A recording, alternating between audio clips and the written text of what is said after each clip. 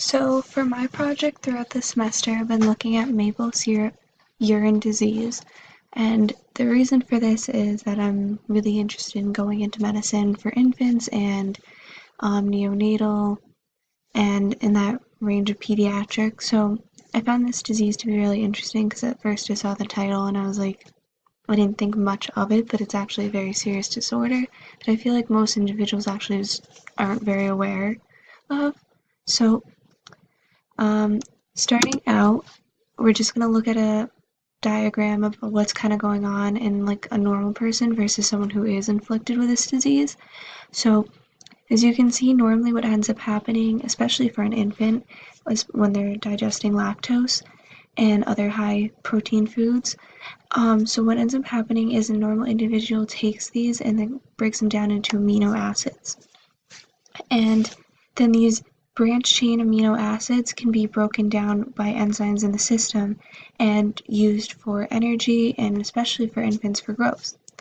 And normally these enzymes help to build this growth and allow the children to strive. But what ends up happening in the maple syrup urine disease is that these individuals lack the enzyme, so they're not able to break down amino acids, which is one of the major food groups that they're getting, especially from milk at that young age. And they really need it for growth, or else they're not going to allow for that development, and the infants will actually feel like they're starving because they're not getting the nutrients that they need to their system. So going from there, we're going to look a little bit at the history first. So the name of the disease, the disease was discovered in 1950, so kind of a long time before they realized actually what was going on. And it wasn't until years later that they started like actually testing for this disease and taking samples and performing things in children because they weren't like really too sure still what was going on. And a man named Menklis first discovered this disorder knowing that it was a metabolic problem, so he knew that there was a problem with a breakdown within the system. He knew that the enzymes were present. He knew that something was just not going right, but he just didn't know what it was.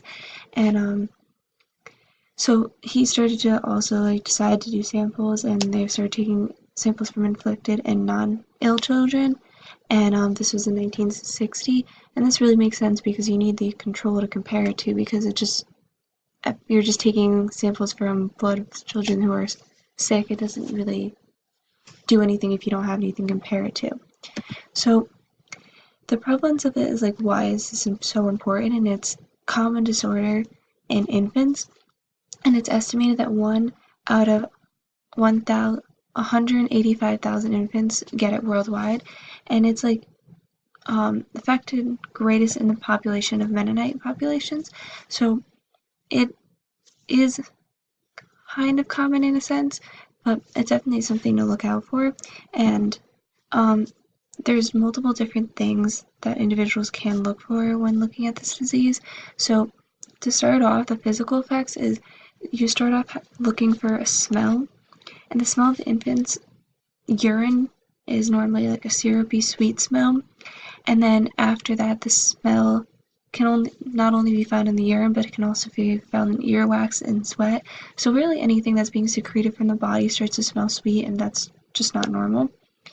And then after that, they're going to start showing some more signs. So they're going to show signs of like poor feeding, so they're not going to be able to eat as well, because why bother eating if they're not getting any satisfying benefits out of it. And then they're going to be lethargic, they're going to vomit, they're going to have muscle spasms, and the slower development, and that's going back to the enzymes that they need these amino acids for breakdown, amino acid enzymes to break down these for growth. And the muscle spasms are happening because they just don't have the ions and the nutrients in the system to allow for these contractions and to occur. And the vomiting is occurring because the system can't break it down and store it and then excrete it if it wants. The system, the only way of really getting rid of it is to vomit it out. So then after that is the infant will continue to have a poor appetite and will not be able to suck its own milk very easily, and will not be able to sleep as well. So it's just constant like deterioration, and after that the infant will continue to see negative signs. So it's just going to continue getting weaker, lacking sleep, lacking the ability to eat.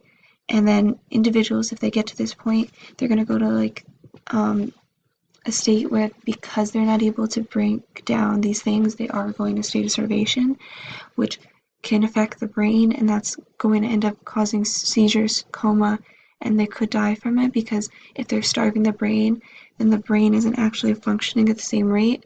So what ends up happening is when you starve the neurons, you end up going into a level of similar to ketoacidosis, where the brain just stops functioning because the neurons just can't work anymore without the nutrients, and it's not in the right pH. So this is a genetic disorder, and so there's 3 different genes that are responsible for it, and these are all genes that are used for breaking down rich foods like milk and your meats. So it's the one gene is BCKDHA, and this gene is located on chromosome 19, Q13.2. And the other gene that's present is BCKDHB, and this gene is located on chromosome 6, 14.1, and DBT, which is located on chromosome 1 in 21.2. So this disorder is inherited in an autosomal recessive pattern, meaning that parents can be, both mother and father can be carriers of the disease, but it is recessive, so it's not as common. So this is kind of just a sample pedigree of what might happen for these individuals and some different factors. Really what ends up happening is you have to have 2 carriers, or a carrier and afflicted, or 2 afflicted individuals to have any signs of actually having the disease. If you have 2 afflicted parents, you're going to have 100% of the children having this disorder. If you have carriers, you're only going to have about 1/4. And if you have 1 afflicted and 1 non-afflicted, it's going to be about a 50-50 carrier versus afflicted.